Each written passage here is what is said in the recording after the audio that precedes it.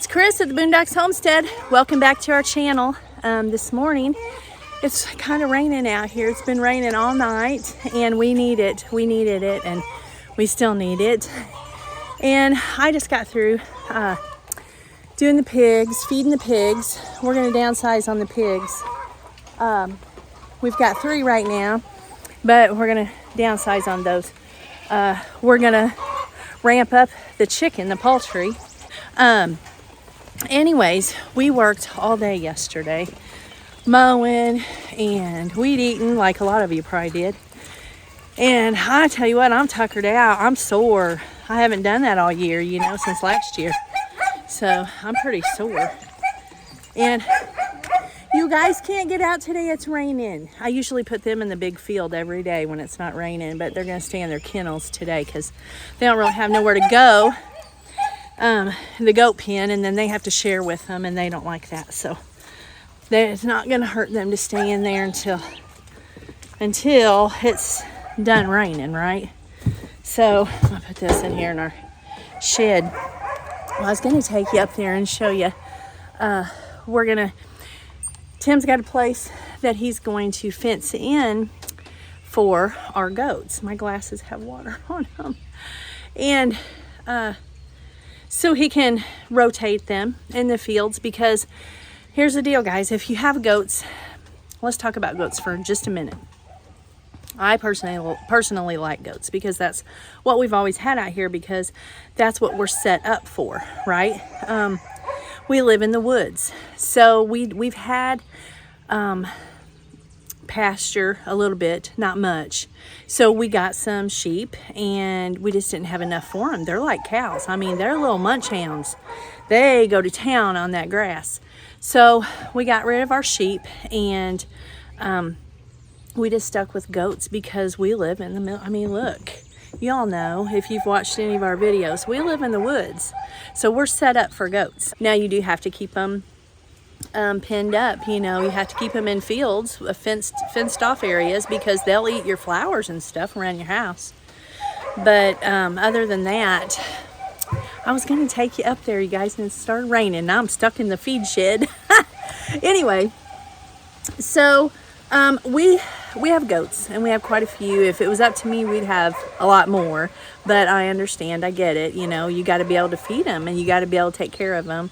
And you do got to hay them in the winter, but anyway, up here in this other part that Tim has cleared off of our property, he's going to fence that off, and then he's going to rotate them in, pastures. Rotate them every 30 days and just let them go around. Let one field set for 30 days is basically what you're doing, okay? You're letting one field set and letting another field set, and you're rotating them. So anyways, we keep our billies away from our does. We keep our bucks away from our does because we drink the milk. And if you're milking and they're around the bucks, your milk is going to taste nasty. Okay, so that's the reason for that. Plus we'd have babies all the time, okay, because we have Nigerian dwarfs, Alpine, and one mini Nubian. And so the Nubian and the Alpine, they're kind of like deer, they come in a season. But the Nigerian dwarf, they come in every 30 days. So you cannot keep them together unless you want to have lots and lots and lots of goats, okay? So, but they're both, the Alpine and the Nigerian are both really good milkers. And we're getting a lot of milk, and I'm making a lot of cheese, and I'm, going through a lot of milk. But we like it. We enjoy it. We enjoy doing this out here. And we've only been doing this for 14 years. And that's how long we've been out here. Since 2010. And we bought this property, and it was all woods.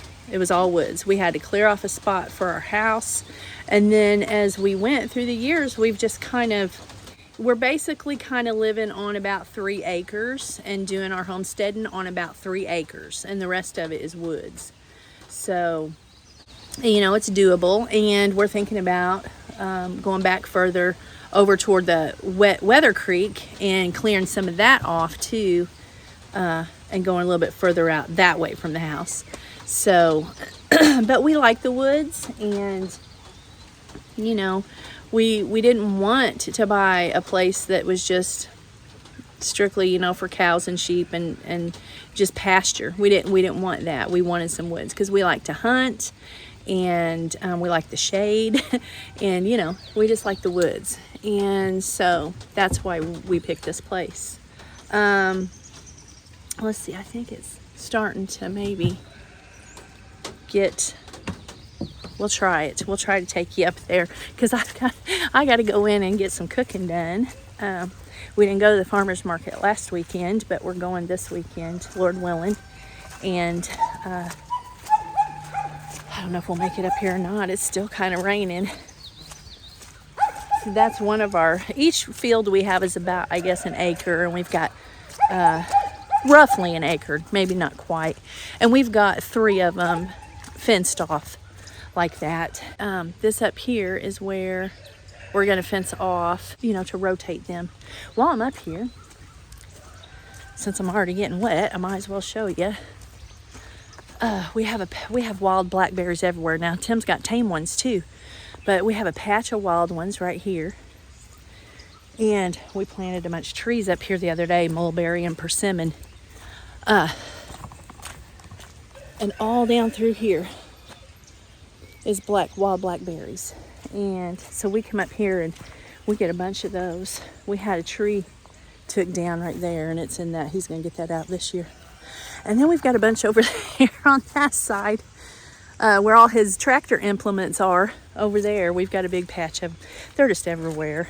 And so this rain, when I say, oh, we need it, because we do need it for them blackberries, because, you know, I cook with them and bake with them, and I freeze them. So it's nice to have them, you know. And then he's got raspberries down here, and they're needing this water too. So we're thankful for the rain. And then here's his tame blackberries. He gets really big blackberries off of those, you guys. Really big ones.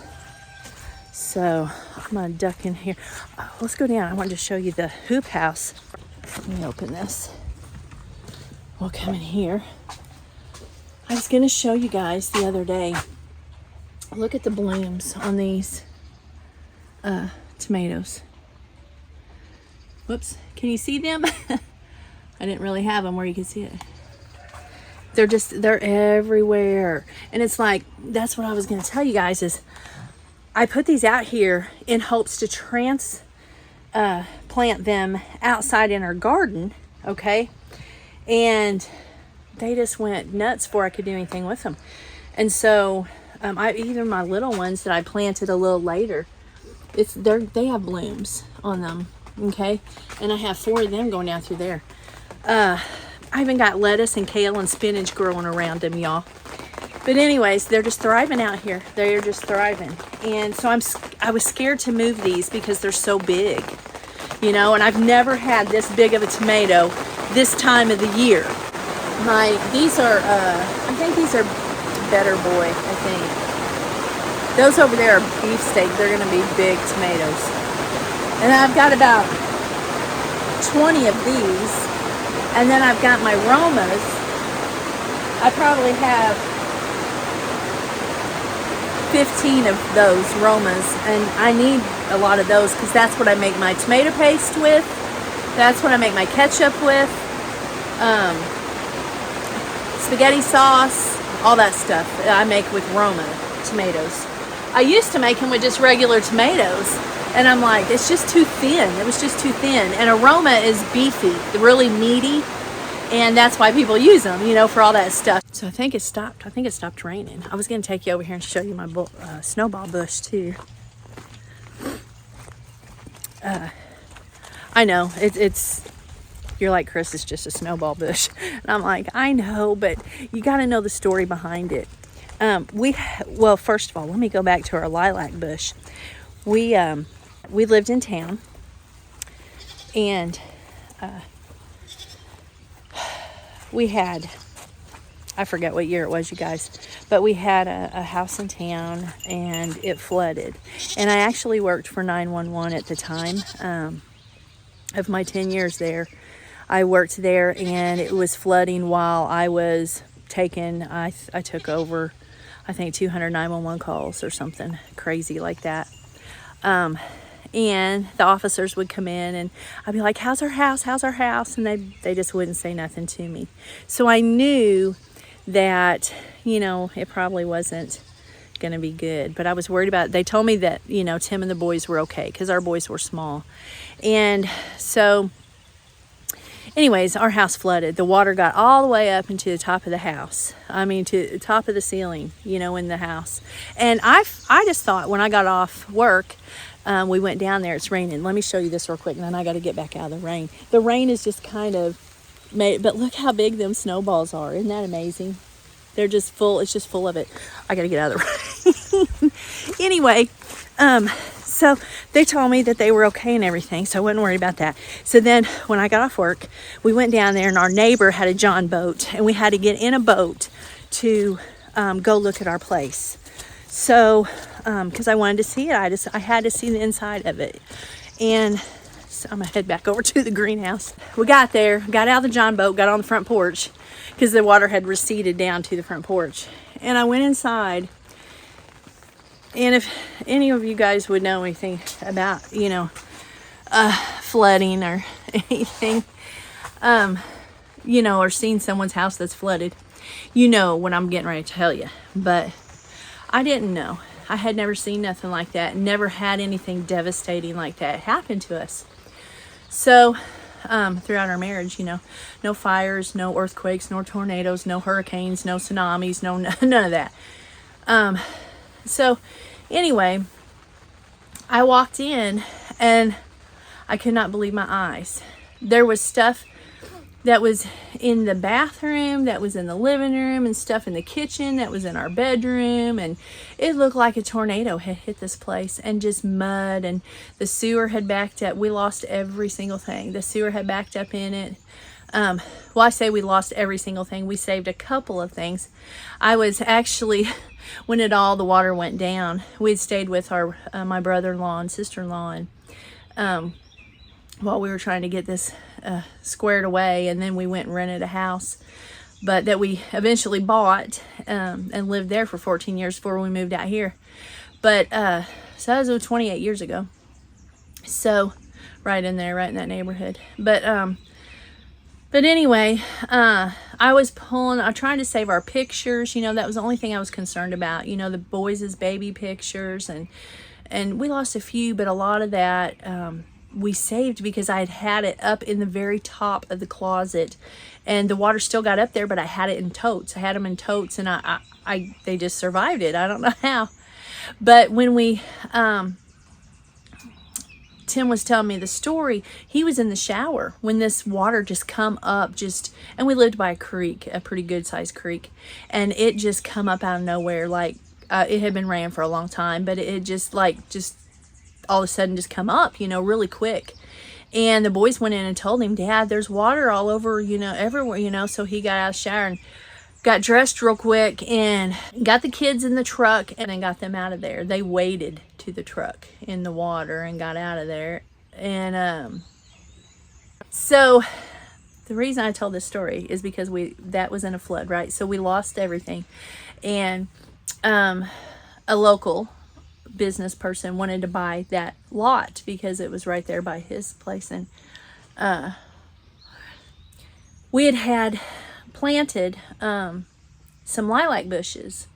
And so after he had already bought it, I asked him, I said, can I please go back, you know? And he's like, well, it didn't go exactly like this, but anyways, I eventually got to go back and get some, you know, and I filled the holes back in and everything, and I got my lilac trees, because these weren't like lilac bushes that you get at the store. These were the old farm ones that come from the farm that were old, you know. They were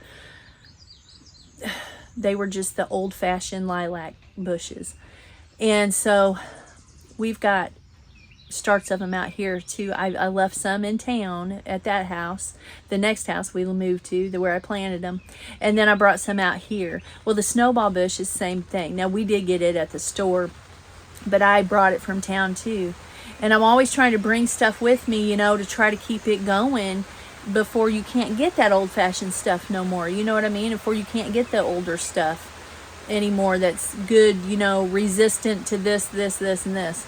So that's the story of the lilac and the snowball bush, and that's the two that we brought out here with us. Now, my mama gave me some Live Forever. I don't know if you know what that is, and I'll show you that one day. And it's pretty neat too, and it, you can plant that anywhere, and it just goes and goes and goes and goes.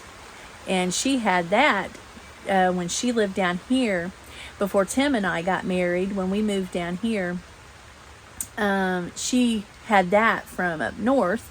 So then she took it back with her when they left, because that's what was going on. They went back to take care of my grandma and grandpa, my mom and my stepdad. And I ended up marrying Tim because I didn't want to leave him. And so we'll tell you that story sometime.